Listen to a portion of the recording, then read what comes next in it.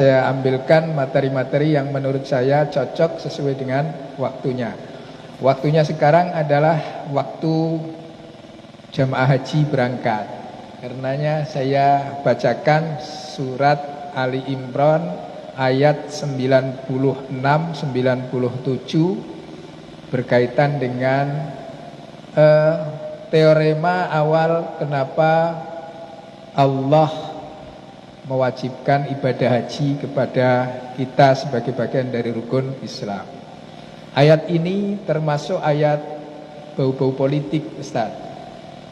Karena itu kadang kalau baca ayat-ayat seperti ini agak radikal sedikit. Kenapa? Baunya politik. Politik Nabi Muhammad urusannya sering versus Yahudi. Yahudi sebagai nation dan sebagai agama. Sekarang ini mayoritas versusnya Yahudi sebagai agama. Kalau dulu Yahudi sebagai nation, sebagai bangsa. Bismillahirrahmanirrahim. Qala Allah Ta'ala, Allah berfirman di dalam Al-Quran. Ini kitabnya kitab karya Syekh Ali As-Sobuni, termasuk ulama kekinian, bukan ulama kuno. Jadi kalau kinian ya modelnya kini. Model kitabnya, racikannya model gini. Bismillahirrahmanirrahim. Inna awwala baiti wudhi'a lin-nasi. Sesungguhnya bangunan pertama yang dibangun oleh Allah sebagai tempat ibadah. Awwala baitin, bait pertama. Bait pertama kok dibangun pada zaman Nabi Ibrahim. Nabi Adam gimana? Sebagai tempat ibadah. Kenapa ini disampaikan oleh Allah? Ayo nanti versusnya, versus Yahudi. Karena ada klaim Yahudi yang berbeda. Gitu. Linnasi bagi manusia adalah lalladzi sesuatu bangunan bibak kata yang berada di kota Bakkah. Bakkah itu nama lain dari Makkah. Ini kenapa Al-Quran nyebutnya Bakkah bukan Makkah? Ada beberapa tafsir. Tafsiran paling sederhana adalah masalah lidah. Di mana tinggal Bantul. Nah, kata-katanya ada M-nya. Itu lidah. Lidah orang Arab lebih fasih ngomong Bakkah tanpa M dibandingkan dengan Makkah gitu. Itu yang pertama, tafsiran pertama. Kenapa Bibakkah bukan Bimakkah? Itu tafsiran paling mudah itu. Tafsiran paling mudah, tidak neko-neko, tidak ada tendensi apa-apa. Oh, namanya adalah Bakkah atau Makkah. Bibakkah. Tafsiran yang kedua, Bakkah itu merujuk kepada tempat yang tertentu. Lokasi di mana dibangun Masjidil Haram itu namanya Bakkah. Kalau Makkah itu Talang Bakung. Kalau Bakkah itu Serikayangan. Lokasi di mana posisi Masjid Nurul Iman. Serikayangannya. Serikayang berada di mana? Talang Bakung. Nah gitu. Kalau nyebut Mekah berarti bukan hanya sekedar posisi di mana disebut diletakkan Masjidil Haram, tapi kalau Bakkah itu lebih sentral, itu tafsiran berikutnya di Bakkah. Makanya mubarakan, yang diberkahi. Tempat itu yang diberkahi ya Bakkahnya. Itu sampai sekarang, bukan Makkahnya. Kalau Makkahnya sekarang sudah banyak cerita-cerita tentang Mekah yang agak Mekah pinggiran itu agak problem. Jadi kalau Masjidil Haramnya sampai sekarang keren. Asal dengar azan, apapun posisi pergi dia. Apapun ditinggal. Wahudan, dan jadi petunjuk lil alamin, bagi alam semua. Ini adalah hal yang pertama disampaikan. Tandanya apa? Fihi, bahwa di situ dibuat tempat yang namanya Ka'bah. ayatun bayyinatun, ada tanda-tanda yang hingga sampai sekarang ini menjadi penjelas bahwa itu ada tempatnya. Apa itu? Maqamu Ibrahim, tempat berdirinya Nabi Ibrahim ketika membangun Ka'bah. Jadi Ka'bah itu kotaan, kotak persegi, apa itu? Kubus, bukan balok apa kubus. Kotak persis ukurannya 16 kali 16. Itulah ganti-ganti macam-macam, ada yang dibesarkan, dikecilkan lagi, dibesarkan lagi. Itu dulu. Nah, ketika dibangun sama kayak kuli bangunan sekarang, Pak. Nabi Ibrahim sebagai tukangnya, yang bantu Nabi Ismail. Bangun, keliling. Ketika sudah naik tinggi, irtifa, Nabi Ibrahim sudah tidak mampu lagi masang batunya, maka cari batu ancian. Batu ancian itulah namanya Maqam Ibrahim, tempat di mana Nabi Ibrahim berdiri tegak untuk naruh batu, masang batu, karena sudah tidak mampu lagi Nabi Ibrahim. Itu namanya Maqam Ibrahim. Sampai sekarang batunya itu masih ada, tempat pijaknya itu masih ada, namanya Maqam Ibrahim. Termasuk salah satu dari tempat di mana kita boleh sholat sunnah dan dianjurkan sholat sunnah di situ. Dan maqam yang mustajab untuk kita berdoa. Ayatum bayyinatum maqam Ibrahim. Maqam Ibrahim. Yang kedua ada sofa. Yang ketiga ada marwah. Yang keempat ada zamzam. Ada hajar aswad. Nah, itu ayatum bayyinatum maqam Ibrahim. Wa ma dakhalahu kana amina. Barang siapa yang masuk di dalamnya maka dia dijamin aman. Harus dijamin aman. Politik. Itu sampai di situ.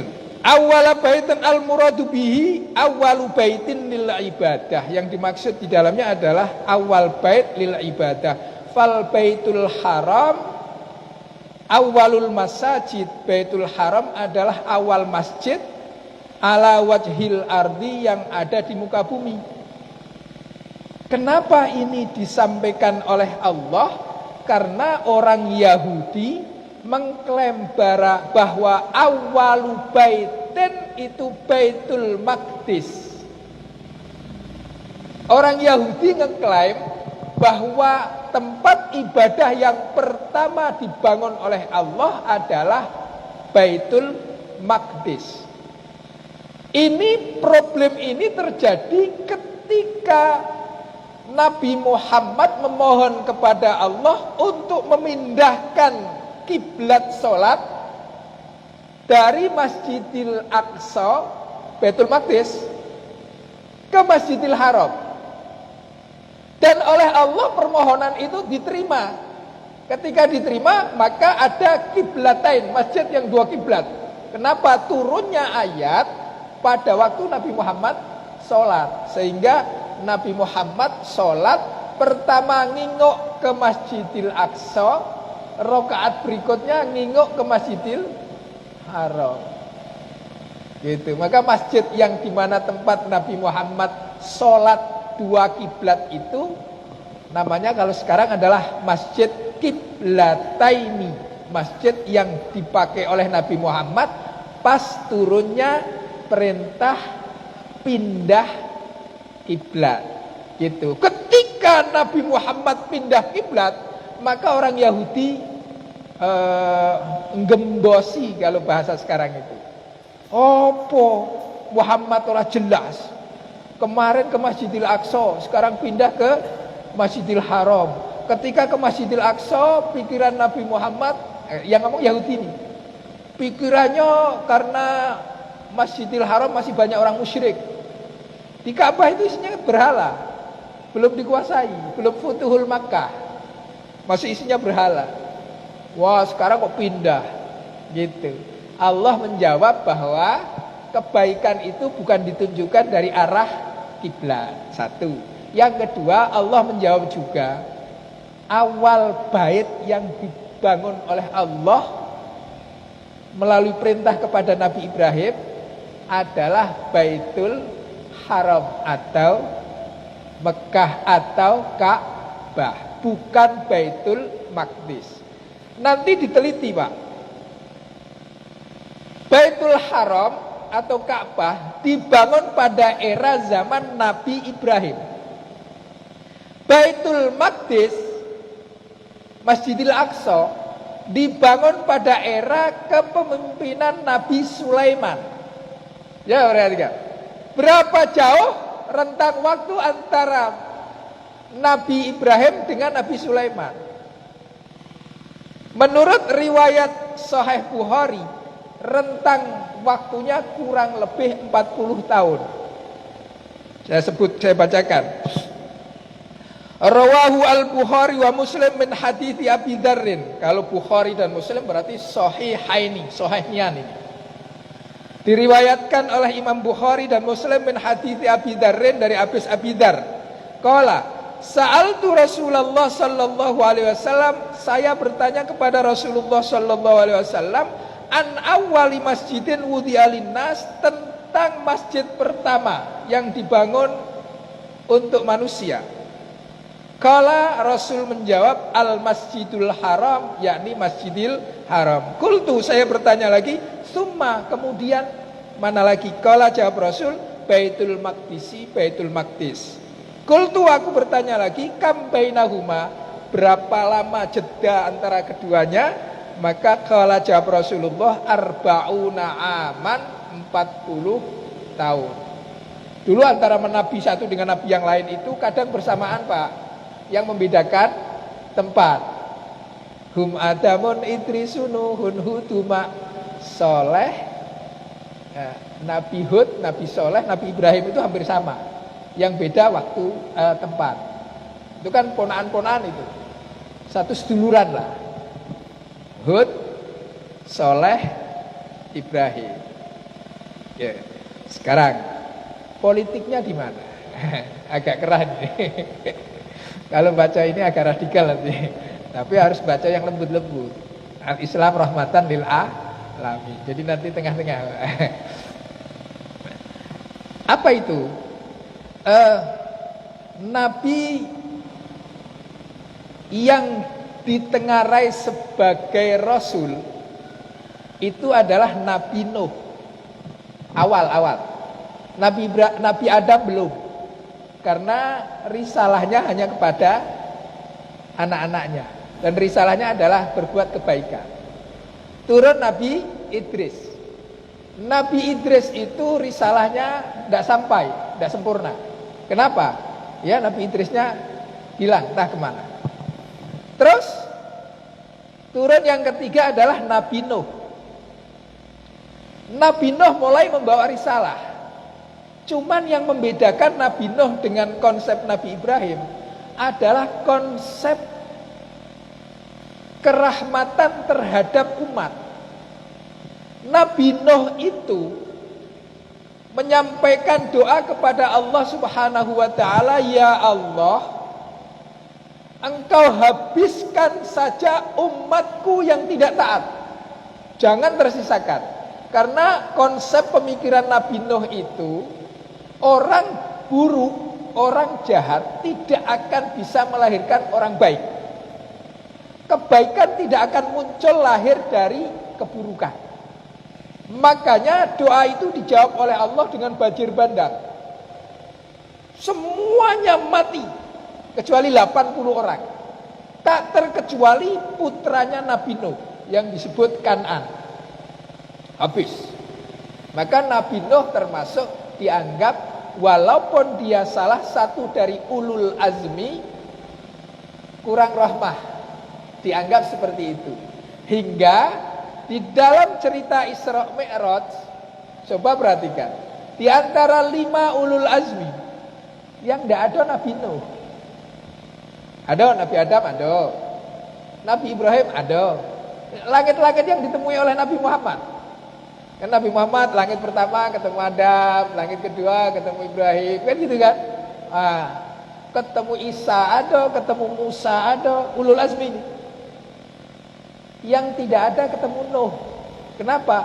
Menurut ulama-ulama, ini menurut ulama, Karena salah satunya adalah Nabi Nuh dalam menyebarkan risalah kurang rahmah terhadap kemungkinan kebaikan manusia di kemudian hari.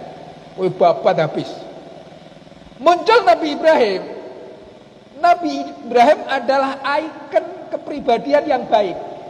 Semua kebaikan itu selalu diarahkan alamatnya kepada Ibrahim. Seluruh manusia itu mempercayai itu. Karenanya terkenal dengan korban. Korban itu adalah berbagi kepada siapapun. Tanpa peduli dia agamanya apa, kepercayaannya apa. Nabi Ibrahim itu. Nah itu, salah satunya itu fadilah korban di situ. Nah, Nabi Ibrahim nurunkan 2 putra. Putra yang pertama Ismail, putra yang kedua Ishak. Ismail dihijrahkan oleh Allah beserta dengan Hajar ke dataran tandus yang disebut Mekah atau Bakkah tadi. Pindahkan. Ishak masih tetap posisinya di Yerusalem dan sekitarnya. Kan Nabi Ibrahim di situ, Yerusalem, Palestina, Yordania, sekitar itu. Nah, di situ turunlah Nabi Ishak. Nabi Ishak punya anak. Menurut riwayat, anaknya ada Yakub, ada saudaranya Yakub. Yakub itu saudara kembar. Yakub punya anak, namanya 12 Bani Israel. Ada Yusuf, ada Binyamin, ada Yahuda, macam-macam. Tidak hafal saya namanya. 12 itulah disebut Bani Israel. Israel itu nama lain dari Yakub. Kalau diarabkan Israel itu Abdullah, hamba Allah. Zaman itu bahasanya namanya Israel. Anak dari si hamba Allah, Bani Israel. Ada 12. Nah, itu di surat Al-Baqarah yang pertama banyak sekali petunjuk-petunjuk tentang itu. Ketika Nabi Musa meminta minuman kepada Allah, maka Allah menurunkan fadrib bi'asokal hajar. Kemudian muncullah 12 mata air. Yang 12 mata air itu masing-masing terah dari Bani Israel. Dapat satu. Nah gitu. Jadi Nabi Ishak menurunkan Nabi Yakub. Nabi Yakub menurunkan 12 putra yang disebut Bani Israel. 12 putra tadi melalui Nabi Yusuf yang dibuang oleh 10 saudaranya yang lain. Maka Nabi Yusuf pindah ke negerinya Kitmir. Akhirnya menjadi penguasa atau salah satu menteri di wilayah itu. Mulai naik. Tapi nanti sepeninggal Yusuf turun lagi. Begitu seterusnya. Sampailah kepada Nabi Dawud yang mengangkat terah Yahudi plus Bani Israelnya tadi menjadi komunitas yang terpandang. Turunlah kepada Nabi Sulaiman. Nabi Sulaiman itu membangun Baitul Maqdis ataupun Masjidil Aqsa di Yerusalem, di mana pusat peradaban Nabi Sulaiman berada di sana. Nah, kan jauh ini. Sementara Ka'bah dibangun oleh Nabi Ibrahim dan Ismail. Jauh ini. Lebih duluan mana Ibrahim dengan Sulaiman? Orang Sulaiman itu keturunan yang kesekian dari Ibrahim. Sementara yang membangun Ka'bah itu Ibrahim plus Ismail. Gitu. Jadi itu arkeologinya seperti itu. Allah menjawab bahwa klaim kamu buruk, kamu tidak nengok sejarah. Yang pertama dibangun itu adalah Mekah atau Ka'bah, bukan Masjidil Aqsa.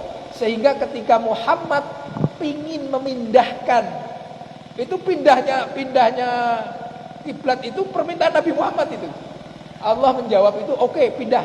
Ketika dipindahkan itu, orang Yahudi merasa terhina karena kiblatnya orang Yahudi itu Masjidil Aqsa. Ngapa pindah? Berarti kamu menghina saya. Gitu. Itu konsepnya begitu.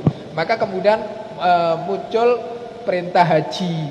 Salah satu dari wujud perintah haji itu adalah untuk mempertegas kepada manusia bahwa Muhammad itu bukan keturunan kaleng-kaleng. Muhammad itu keturunan mulia dari nasab Ibrahim melalui Ismail. Itu konsep haji, arahnya ke sana. Maka haji harus di Mekah. Tidak boleh di Madinah, nggak boleh, Pak.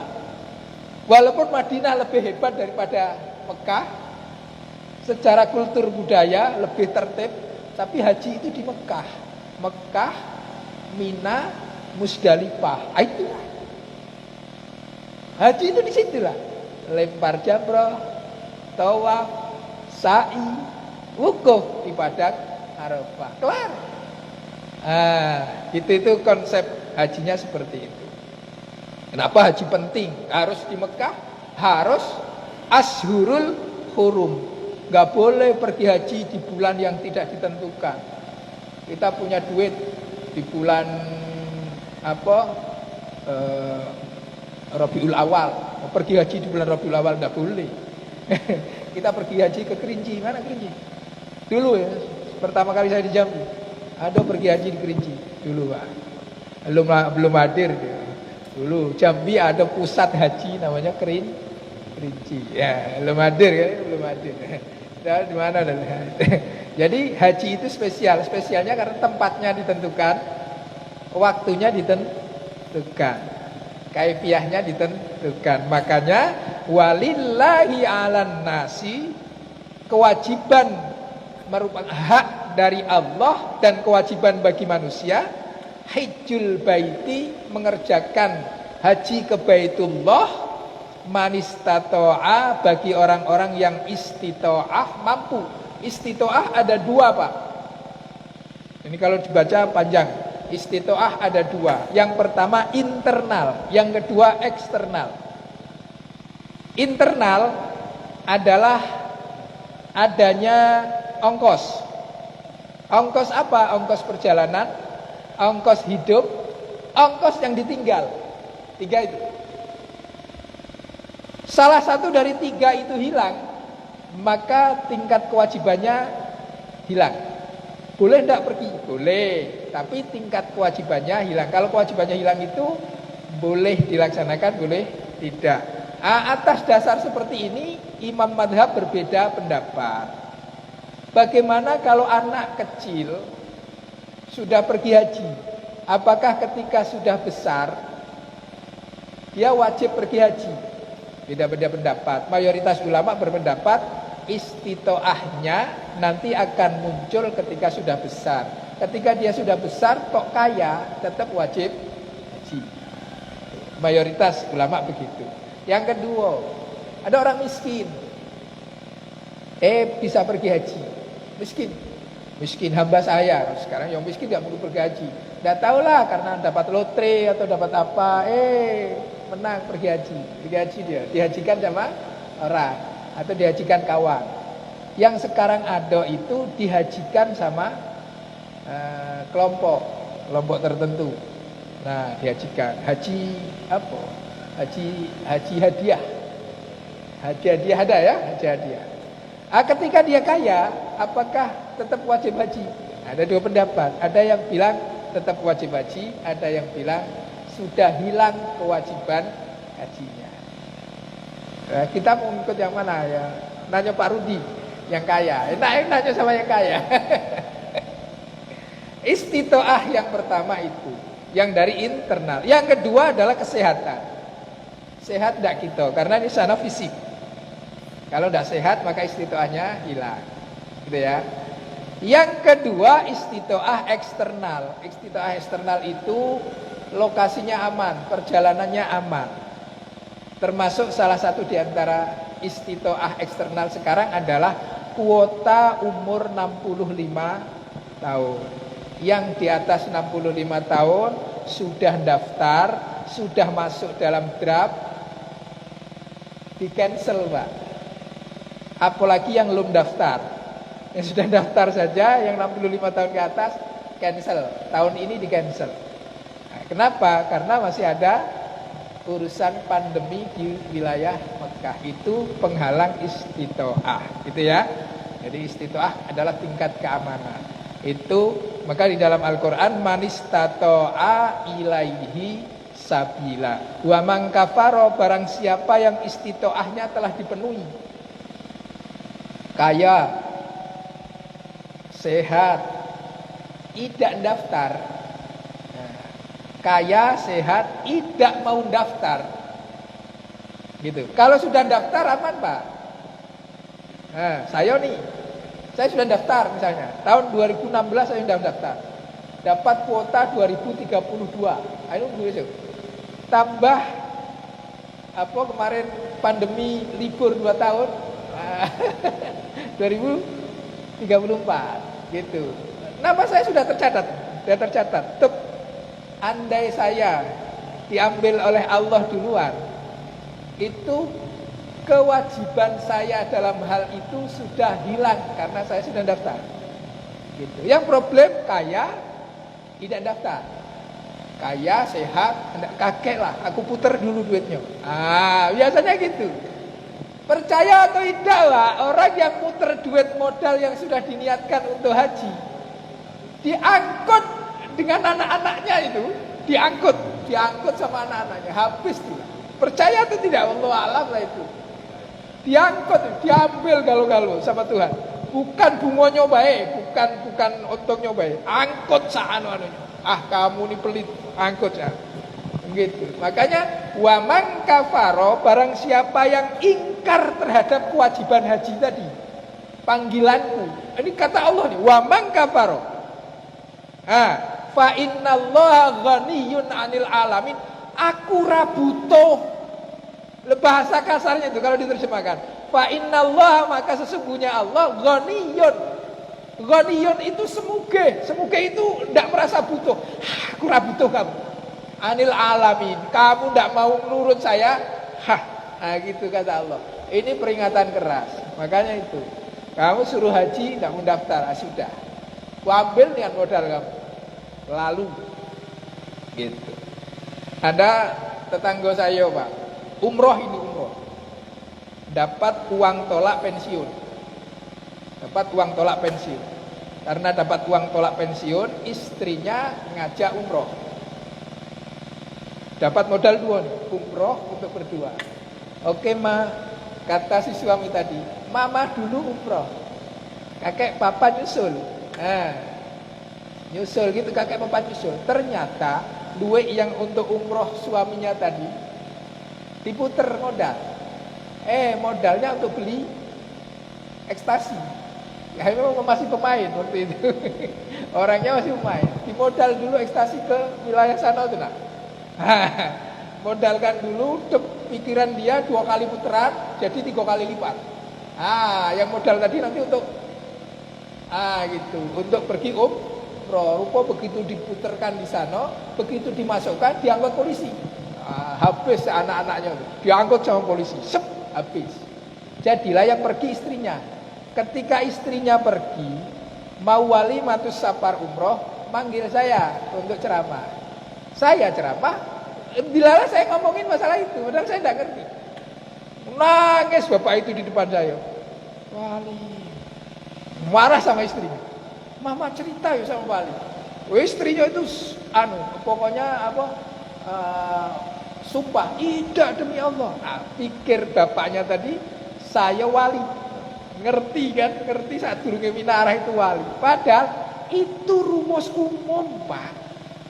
Barang siapa punya modal untuk pergi haji, kok tidak daftar, diputar modal tadi untuk modal kerja usaha, tunggulah kejadian, beslah, tunggulah. Ayatnya ini, wa man kafaro, barang siapa yang ingkar kewajiban itu, fa innallaha, maka sesungguhnya Allah ghaniyun, maha kaya, ora butuh, lil alamin, terhadap kalian semua. Aku ora butuh. Itu kata Allah. Keras itu, pedas. Itu problem versusan antara Muhammad dengan Yahudi pada waktu itu. Jadi perihal ayat ini adalah salah satu ayat politik pada waktu itu yang mempertegas bahwasanya Masjidil Haram ay Ka'bah adalah bangunan yang pertama dibangun oleh Allah sehingga ia lebih layak dijadikan kiblat daripada Masjidil Aqsa. Itu konteksnya. Daripada Masjidil Aqsa. Itu dalam hal ini apa namanya ya? Istilah wajhul irtibat bil ayatis sabiqah. Hubungan ayat ini terhadap ayat-ayat yang telah lalu. Kanatil ayat min awali surah Ali Imran ilahuna fi takririd dalaili ad-dalati ala nubuwati Muhammadin sallallahu alaihi wasallam ma'ithbatil wahdaniyah. Ayat ini menunjukkan tentang rentetan bukti-bukti keabsahan Nabi Muhammad sebagai nabi, sebagai keturunan Nabi Ibrahim. Seluruh apa yang disampaikan oleh Nabi Muhammad tertata dengan baik dari apapun dan boleh dibuktikan secara arkeologi keilmiahan. Gitu. Dan itu bisa dibuktikan Nabi Muhammad walaupun dia tidak memiliki hubungan keilmuan dengan orang pendahulunya, dia tetap memiliki informasi-informasi ketuhanan yang bersifat dari Allah, yang up to date, yang valid, yang bisa dipertanggungjawabkan. Salah satu arkeologinya adalah bangunan Ka'bah dengan nanti diwujudkan sebagai sentral sholat dan sentral orang melaksanakan ibadah haji. Gitu. Jadi itu ya. Karena itu orang semua menjalurkan kebaikan kepada Ibrahim. Maka Muhammad pun mengklaim, saya keturunan Ibrahim. Saya orang baik juga dari jalur Ismail. Yahudi mengklaim hanya kami yang orang baik. Karena kamilah keturunan Ibrahim.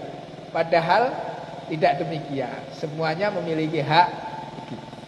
Saya kira itu untuk apa yang bisa kami sampaikan. Mohon maaf, memang ini bukti Pak Ustadz Jamal. Imam terbaik itu orang setempat. Imam terbaik sholat itu kejadian tadi.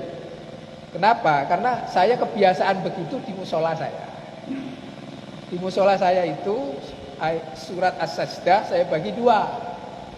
Karena kelamuan. Kalau satu surat satu rakaat, masyarakat saya tidak seistiqomah bapak-bapak. Oh lamonian kalau hari Jumat tidak jadi sholat. Di samping itu aku pegel moco, maka aku potong jadi dua.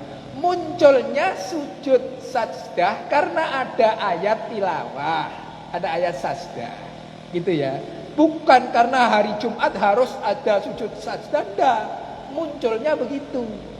Kesunahan sujud sajdah, sujud tilawah karena ada ayat yang dibaca oleh imam yang muaranya tentang as-sajdah. Boleh ikra bismi rabbikal ladzi khalaq wasjud waqtarib. Idas sama'u syaqqat wa adzinat li rabbiha wa uqat, ada. Banyak itu. Gitu. Jadi di mana ayat itu dibaca, itulah sujud tilawah. Gitu. Jadi konsepnya begitu. Maka awal saya tadi ngomong saya akan baca surat as-sajdah dan di rakaat kedua ada sujud tilawah. Kalau di saya tidak ngomong lagi karena sudah biasa. Di sini begitu. Maka itu penanda bahwa imam terbaik orang setempat, tidak menimbulkan pertanyaan. Itu imam terbaik. Gitu. Karena bapak nyuruh saya sudahlah. Gitu. Jadi mohon maaf, jadi begitu. Masih lumayan. Ada orang ribut. Subhanallah, ribut. Aduh. Jadi gitu ya. Di tempat saya kadang Selasa idas sama syaqqat wa adzinat li rabbiha wa huqqat ila akhirih. Saya hanya ingin mempraktekkan kepada orang-orang bahwa tidak hanya surat Alif Lam Mim Tanzil saja, banyak. Gitu ya, Bapak-bapak, mudah-mudahan bisa dimaklumi dengan baik. Saya kira bisa kita lanjutkan dengan diskusi bersama. Monggo hari ini juga kedatangan tamu muridnya Mbah Maimun. Nah, saya kira kita harus berguru kepada beliau. Terima kasih. Monggo. Assalamualaikum warahmatullahi wabarakatuh. Pak Ustaz Imron yang kami hormati, Bapak Imam, Bapak jemaah subuh. Ini mohon maaf Pak Ustaz, mungkin karena dangkalnya ilmu kami gitu kan, yang tahu tentang masalah sujud tilawah ini. Saya hal-hal model ini berapa kali saya ngikuti.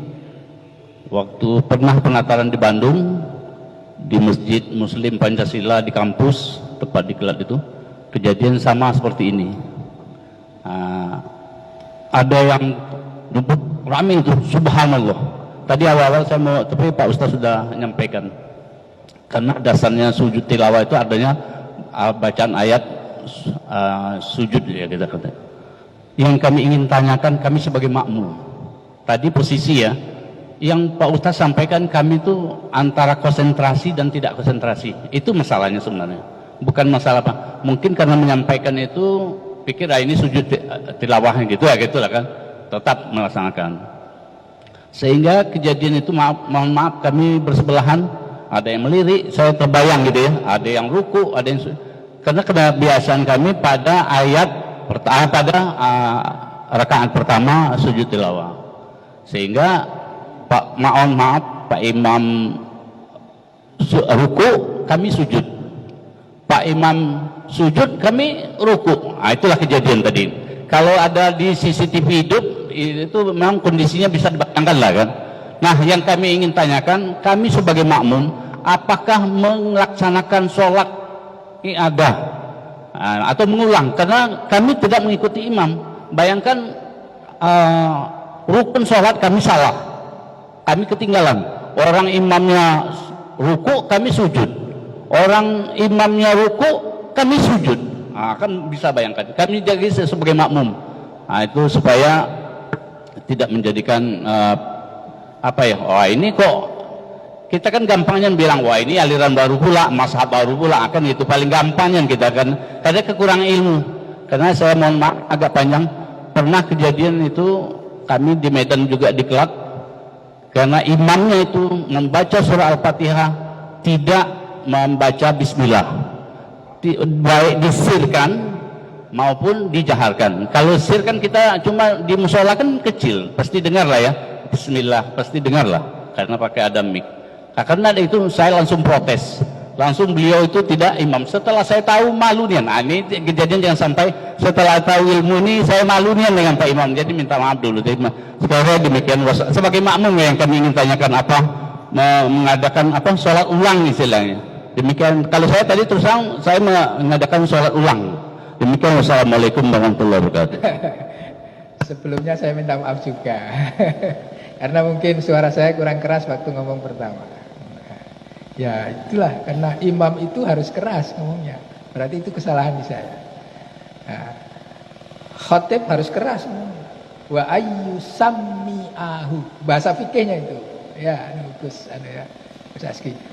Wa ayyusami'ahu, syarat mutlak jadi imam, jadi khotib itu memperdengarkan apa yang ia sampaikan kepada makmum. Kalau ada makmum ngantuk, pertanyaannya dua, memang gawean makmum atau khotibnya memang gerendem. Kalau khotibnya gerendem problem. Tapi kalau menggawean makmum, ya makmum siapapun khotibnya yang ngantuk tulah, ya itu gawean makmum tulah. Gawean makmum kan ada, makanya makmum itu kalau sholat Jumat yang dikejar pertama adalah tiang. Kenapa tiang? Karena sholat tiangnya agama, itu yang dikejar tiang. Jebule nak ngantuk gitu loh. Sholat itu as-sholatu imaduddin, tiangnya agama. Karena itu saya kejar tiang. Guyon ini. Itu konsep pertama. Makanya saya minta maaf. Sehingga memang imam terbaik di antara sekian syarat yang ada, yang ideal itu adalah ya qori'uha, sinuha, fasihuha dan sebagainya. Ilmunya dan sebagainya. Tapi di antara sekian syarat yang sudah terpenuhi oleh orang-orang yang ada, yang terbaik adalah masyarakat setempat. Gitu, masyarakat setempat. Di dalam ilmu nahwu Itu digambarkan oleh Ibnu Malik, apa ya istilah, mubtadaun zaidun wa adhirun khobar. Mubtada itu harus makrifat, menjadi pemimpin itu harus diketahui oleh masyarakatnya. Jangan sampai kita memilih pemimpin seperti memilih kucing di dalam karung, tidak tahu asal usul dan sebagainya. Menjadikan mubtada itu orang yang ada di depan, sesuatu yang kita jadikan depanan, itu mubtada bada'a, awal. Itu harus makrifat. Kalau dia tidak makrifat nakiroh, maka harus diakhirkan, namanya mubtada muakhar khobar muqaddam gitu. Wakilnya ditaruh di depan gitu. Harusnya begitu teorinya. Konsep idealnya begitu. Maka saya tadi sampaikan, sebaiknya memang orang setempat yang tahu teorema, kecepatannya, model bacaannya dan sebagainya itu. Nah, tapi ini adalah pengalaman yang sekaligus jadi ilmu bagi kita. Bagaimana seandainya seorang makmum, posisi makmum itu terhadap imam itu harusnya bagaimana? Kewajiban makmum itu mutlak mengikuti imam, kecuali pada hal-hal yang imam diyakini keliru. Gitu. Itu pun mufarokoh. Gitu. Itu pun mufarokoh. Konsep mufarokoh itu tidak boleh teriak-teriak. Kita berniat di dalam hati kita, saya pisah dari kemakmuman. Itu namanya mufarokoh. Tengok ulama-ulama kuno itu. Banyak ulama, ada sebagian ulama yang mufarokoh dengan kepemimpinan Gus Dur. Tapi tidak ribut. Aku mufarokoh itu. Tapi tetap di dalam jamaah NU. Kalau di NU itu, di dalam jamaah NU. Nah, mufarokoh. Mbah Yai Maimun mufarokoh terhadap PKB. Tapi beliau ada di P3, maka aku tidak di NU. Ini mufarokoh. Tapi tidak ribut. Jadi mufarokoh itu tidak boleh teriak-teriak. Tetap ngikut. Tapi sudah tidak makmumah gitu. Bagaimana dengan sujud tilawah? Sujud tilawah itu hukumnya sunnah. Sunnah bagi siapa? Bagi orang yang membaca ayat yang di dalamnya ada ayat sajdah. Sifatnya sunnah, boleh dilaksanakan, boleh tidak. Kalau ada imam dan makmum, imamnya membaca surat yang ada ayat sajdahnya, imamnya tidak sujud tilawah, makmum tidak boleh sujud. Oh, nganyak-nganyak dewe, sujud dewe, tidak boleh. Karena makmum wajib ikut imam. Kalau imamnya tidak sujud. Kalau imamnya sujud, maka makmum wajib ikut sujud. Gitu. Karena posisi makmum itu wajib ikut imam, wajib sujud. Pak, tadi saya rukuk Pak. Gitu misalnya. Atau pas saya rakaat pertama rukuk, Bapak sujud. Begitu Bapak tahu saya rukuk bukan sujud, naik saja. Tidak perlu membatalkan sholat. Naik saja terus ngulang posisi. Posisi menjadi ikut rukuk. Kan tahu itu. Oh, ternyata imamnya rukuk. Naik rukuk. Gitu. Ini keilmuan, baik keilmuan. Tinggal lanjutkan saja. Karena sholat Bapak secara jamaah ditanggung oleh imam. Gitu. Tapi iadah ya ora apa-apa, jenenge iadah. Merasa lebih yakin dengan iadah. Gitu. Jadi konsepnya seperti itu. Yang payahnya kalau kurang ilmu tadi, subhanallah, subhanallah, subhanallah, dalam pikiran dia imamnya keliru. Imam kok sujud belum rukuk iko. Dia tidak ngerti kalau ada sujud tilawah. Maka keputusan dia untuk mufarokoh. Gitu ya, sudah diputuskan. Karena faktor keilmuan. Imamnya belum sujud, belum rukuk kok sudah sujud.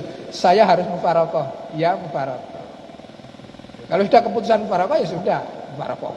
Pisah dari imam. Imam berbuat kesalahan. Padahal beda Jadi gitu. Bapak sudah iadah. Ya sudah, lebih aman. Lebih aman iadah. Kalau tidak iadah, asal Bapak tadi berdiri lagi dari sujud tadi ke rukuk, sah, tidak ada masalah. Sama dengan rokaat kedua. Rokaat kedua imamnya duduk, makmum lupa berdiri. Allahu Akbar, makmumnya berdiri. Kan ini sudah nambah rukun Pak, rukuk berdiri.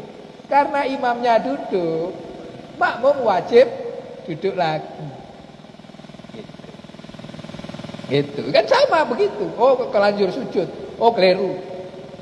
Terus kalau dilanjutkan berarti Bapak ndak konsen. Iya, ini konsennya Bapak ndak konsen. Orang imamnya rukuk kok sujud dhewean. Gitu. Tapi ada pernah kejadian memang salah imam. Salat sunnah tasbih. Saya makmum kepada orang salat sunnah tasbih, saking tasbihnya baca lama tuh. Lupa ndak rukuk langsung sujud. Akhirnya kami karena salat sunnah tasbih kan ndak imaman, cuman barengan. Salatnya bareng tapi tidak imaman. Jadi kami ya biasa saja terus. Gitu Pak, saya kira. Kami yang jelas itu bertambah. Dengan kejadian-kejadian itu kan ada hikmahnya. Jadi begitu Pak Imam tadi bacaan Sami Allahu liman hamidah, kami kan posisi masih sujud. Wah, tentu kan tidak terkejar lagi. Orang nanti Pak Imam sudah ini kan sudah berubah, sudah rukunnya sudah berubah. Jadi makanya kami mengambil keputusan. Tadinya mau barokah, mau memisahkan silakan. Tapi kan sudah ini akhirnya yang ada aja. Jadi terima kasih penjelasan supaya bukan hanya untuk kami, mungkin semua yang hadir ini pelajaran kita semua.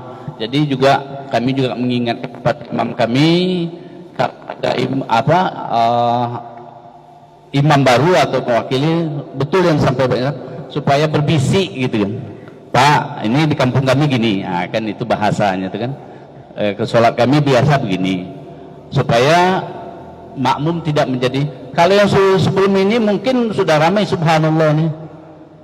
Kalau ini karena ada pengajian belajar bertambah ilmu walaupun sedikit-sedikit sehingga alhamdulillah ada subhanallah kan.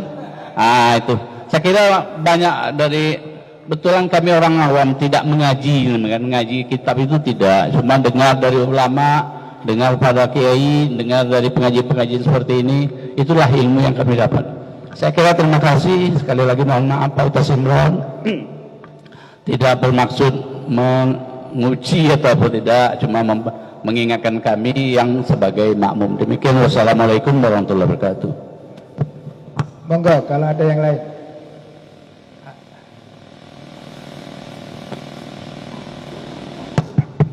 Assalamualaikum warahmatullahi wabarakatuh. Pak Ustadz, menyambung pertanyaan Bang Amin tadi, bagaimana tadi ada yang memisahkan diri tetapi dia meninggalkan saf. Apakah memisahkan diri dari imam dengan meninggalkan saf, artinya kan di situ kosong, Ustadz.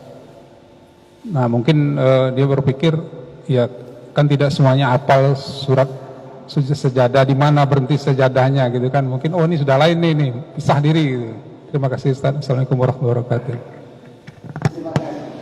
Membaca ayat atau alif lam tanzil atau as-sajdah di hari Jumat itu hanya sunnah menurut sebagian ulama, mayoritas ulama. Artinya tidak harus di hari Jumat membaca. Kalau tidak hafal juga bisa. Kalau tidak hafal. Kalau nengok makmumnya ada cepat-cepat mau ada apa kajian dan sebagainya, sebaiknya disebutkan sesuai yang situasi dan kondisikan. Al-Quran itu kan 2 halaman. Kalau mau dituruti 2 halaman itu rokaat pertama, nanti rokaat keduanya sudah aku Alisa itu nggak kurang dari panjangnya. Nah, kemudian kan yang bukan banyak saja. Artinya melihat fenomena seperti itu, maka kadang putusan imam putuskan untuk segera apakah dia A dan B dan C. Jadi tidak menjadi kewajiban bahwa setiap hari Jumat harus pakai apa saja. Itu hanya sunnah. Sunnah pun kalau imamnya apa? Sunnah pun kalau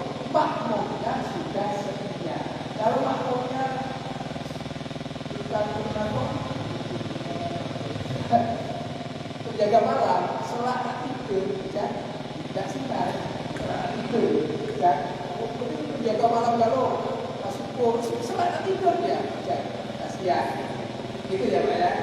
Sekarang bagaimana caranya kita musyawarah? Kalau mau tahu ayat sajdah itu ada di mana, cari di Al-Quran. Di pinggir itu, di ayat tersebut ada ornamen yang berbeda. Biasanya gambar masjid atau gambar apa. Dan di bawahnya itu ada tulisan as-sajdah atau di samping kanan atau samping kiri. Dan pinggiran Al-Quran tadi ada tulisannya as-sajdah. Disitulah kita letak dan disunahkan untuk sujud tilawah. Kalau kita sedang mengaji biasa bukan di sholat, maka ada dua. Sebenarnya ada dua. Sunnah yang pertama disunahkan sujud tilawah. Misalnya saya baca nih. Bismillahirrahmanirrahim. Iqra bismi rabbikal ladzi khalaq wasjud warka'u. As-sajdah itu. Sebetulnya sunnah bagi saya ini segera berdiri menghadap kiblat, sujud.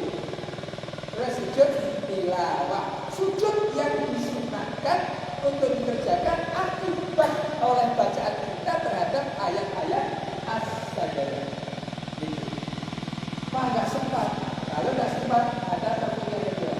Yang dibaca adalah Subhanallah walhamdulillah wala ilaha illallah wallahu akbar. Cukup sekali, kalau mampu 2 kali, karena Allah senang 3 kali. Subhanallah, alhamdulillah. Makanya biasanya kalau semangat Al-Quran, kita semangat Al-Quran, pas ketemu di ayat-ayat as-sajdah, tengok, ada Pak Kiainya atau Bapak terus sujud, jarang. Saya lakukan baru sekali, itu jarang pas. Subhanallah, alhamdulillah, wala ilaha illallah, terus subhanallah, alhamdulillah, wala ilaha illallah. Nah, itu sunnah yang itu. Kalau nggak mampu nggak ada kesempatan untuk sujud tilawah, gitu. Atau yang ketiga, ya udah secara sunnah, nggak apa-apa itu dah. Jadi gitu ya. Bacaan sujud tilawah yang dianjurkan saja jawab ya. Billahi falaqahu wa syaqqa sam'ahu wa basaruhu bihamdihi wa quwwatihi fatabarakallahu ahsanul khaliqin. Apa Pak? Panjang. Subhanallah wa bihamdihi atau subhanallah wa bihamdihi. Subhanallah wa bihamdihi. Subhanallah wa bihamdihi. Ini benar. Ya, bisa. Yang dua yang disunahkan sujudnya, bukan baca. Rukuk yang difardukan rukuknya, iktidal yang difardukan bukan bacaan. Bacaannya surut. Kan sholat ada apa? Rukun qauliyah, niat. Ya, rukun qauliyah. Rukun qauliyah, takbiratul ihram, bukan ngangkat apa? Allahu Akbar. Kadang orang berikut masalah ngangkat.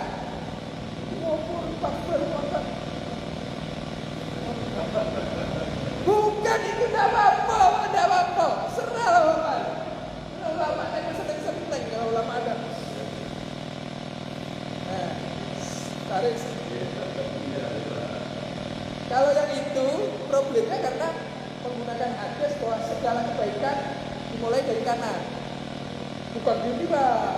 Segala kebaikan dimulai dari kanan. Karena takbir adalah kebaikan, maka dia nurunkan tangan kanan dulu. Gitu loh Pak. Sep, baru sep. Begitu mau sampai, kan bukan begini sedekatnya. Puter. Begini. Sep. Nah, gitu. Karena itu segala kebaikan itu tidak masalah. No problem.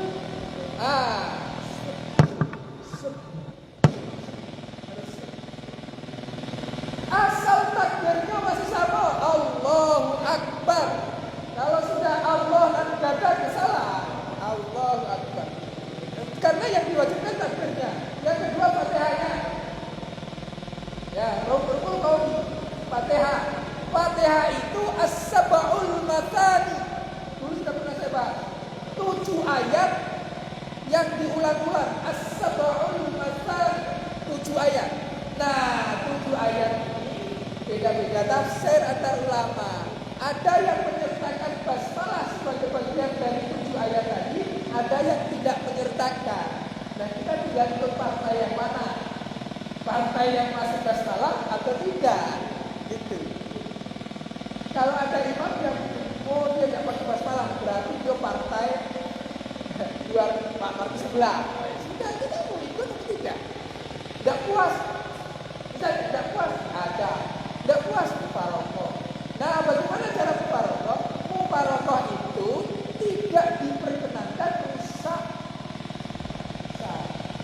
Disitulah. Bahkan rukuk sujud itidalnya sama. Yang beda dilihat. Itu sudah bukan bagian dari kami. Tapi imam rukuk, imam itidal tidak difitnah. Yai As'ad Samsul Arifin mufarokoh dengan NU-nya Gus Dur dulu, tapi tidak ikut mufarokoh. Aku tidak ikut jadi pengurus NU. Gus Mus mufarokoh dengan NU-nya Yai Said Agil Sirot. Ya, tapi tidak ikut. Gitu. Itu namanya mufarokohnya orang-orang berilmu. Tidak akan bendera. Wah, ini mentang-mentang yang jadi imam Pak Jamal, saya mufarokoh. Tapi ya itu Pak Umade, itu sudah dosa duluan sebelum berwacana. Sudah dosa duluan, yakin dosa. Dosa apa? Namanya adalah umat. Karena tujuan jamaah itu la islama illa bil jamaah, wala jama'ata illa ma'al imamah, wala imamata illa bil taqwa. Nah, jadi tetap harus ada di upayakan orang lain tidak tahu kalau kita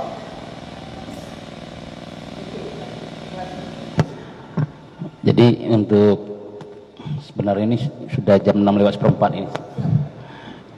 Saya pengen nanya, tapi memang ini saat-saat seperti sering terjadi gitu ya di masjid itu di sini. Mohon maaf nih kalau seadanya memang agak lambat. Sedikit aja saya sampaikan di sini. Apa yang disampaikan oleh Ustaz tadi itu masalah kita melaksanakan ibadah utama sholat di sini. Kita kan banyak pengetahuan zaman sekarang ini kan tidak seperti dulu Pak ya. Ketika kita menemukan sesuatu yang kira-kira janggal, nah, karena kita anggaplah kita ini awam gitu, kita harus bisa menganggap kita ini orang awam bukan orang pintar gitu kan. Nah, kita harus siap bersabar dulu. Nah, kita anggaplah apa yang dilakukan oleh orang yang di depan itu benarlah adanya. Nah, tetapi kan tidak semuanya orang itu melakukan kesalahan, karena memang kesalahan dia kadang-kadang hilap dan lain sebagainya, itu kan sudah sifat watak manusia juga tadi ya. Nah, jadi setelah itu nanti barulah kira-kira apa yang terjadi kesalahan-kesalahan itu kita bakal seperti tadi itu Bapak tadi itu seakan-akan diprotes itu. Diprotes dengan jamaah tadi. Makanya saya coba usah di sini. Tempatnya beda. Ini kita kan mau pengajian di sini. Nah, alangkah santunnya ketika jamaah kita di sini, kita guru bukan satu nih. Termasuk Pak Ali ini kan sudah guru yang 3 nih bagi kita nih. Nah, dengan sumber yang sama tapi berbeda guru dan berbeda sekolah, berbeda pula kitab gitu kan. Tentu pemahamannya sangat berbeda. Jadi kalau seandainya kita memahami kitab kita pelajari itulah satu gitu kan, kita yakin itulah berarti yang lain salah gitu. Nah, itu kadang-kadang bisa juga menjadikan kita ini kayak seakan-akan angkuh gitu ya. Maka kita juga tidak bisa bermantu kepada satu guru. Nah, jadi otak kita lah yang berpikir macam mana supaya kita dapat memahami sehingga tidak dapat kita ini dengan cepat menyalahi orang-orang yang bersalah gitu. Kadang-kadang orang bersalah itu bukan karena dia, bukan yang lain banyak itu. Nah, jadi mudah-mudahan dengan ilmu sekarang sayang gini kita banyak pengajian di sini, tapi kadang-kadang diisi pengajian itu memang khusus untuk jamaah itu yang semestinya berjamaah tahu, karena dia sudah datang tahu gitu. Nah, di sinilah kelemahannya kalau seandainya kita mengadakan pengajian banyak seperti ini. Makanya kami, terutama saya sendiri itu kan ada sering juga ada ikut pengajian itu tuh. Apabila sesuatu terjadi itu maka kami ya diam dulu lah gitu ya. Kita diam dulu, kalau memang itu kita bicarakan sama-sama. Jangan pula nanti ada pula kita nih ngomongnya nih di kelompok-kelompok gitu kan. Jadi timbul fitnah nanti itu. Tapi alhamdulillah di masjid kita di sini kerukunan sudah memang bagus lah gitu kan. Setiap terjadi itu kita bermusyawarah. Nah, rasanya itu. Tapi ada pertanyaan, cuman karena waktu, jadi saya saya pending pertanyaan saya ini. Sebelum kita tutup, mohon kita. Terima kasih.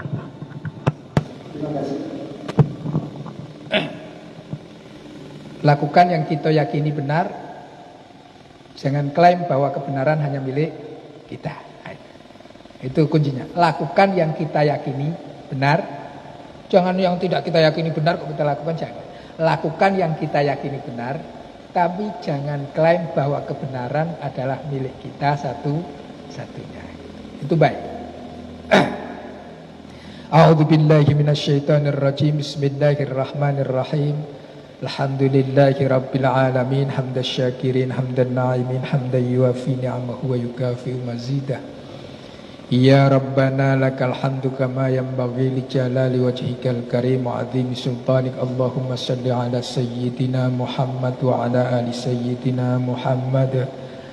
Allahumma rabbana zalamna anfusana wa illam taghfir lana wa tarhamna lanakunanna minal khasirin. Rabbana hab lana min azwajina wa dhurriyyatina qurrata a'yun waj'alna lil muttaqina imama. Rabbi ja'alni muqimas shalah wa min dhurriyyati rabbana wa taqabbal du'a. Allahumma lakas syukru wa minkas syukru wa alaikas syukru wa fikas syukru anta ja'alana min ahlil ilmi wal khairi wat tuqa wa la taj'alna min ahli syarri was su'i wal asa wa anta ja'alana hajjam mabrura wa sa'yam mashkura wa dhanban maghfura wa tijaratan lan tabura bi rahmatika ya arhamar rahimin. Allahumma rzuqna ziyarata haramika wa harami nabiyyika Muhammadin sallallahu alaihi wasallam bisalamatin wa afiyah. Rabbana atina min ladunka rahmah wa hayyi' lana min amrina rasyada. Rabbana atina fid dunya hasanah wa fil akhirati hasanah wa qina adzabannar wa adkhilnal jannata ma'al abrar ya aziz ya ghaffar ya rabbal alamin. Wa sallallahu ala sayyidina Muhammadin nabiyil ummi wa ala alihi wa sahbihi wa baraka wa sallam. Alhamdulillahi rabbil alamin. Allahumma arhamna bil Qur'an